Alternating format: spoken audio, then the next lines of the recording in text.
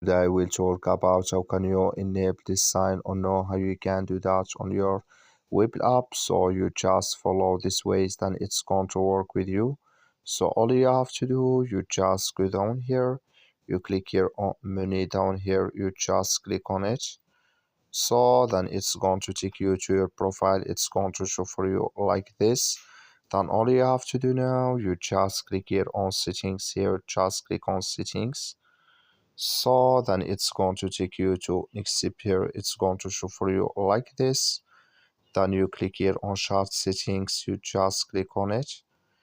You come to next step here, it's going to show for you like this. Then you go down, you just keep going down here. So then you click here online access, just click on it.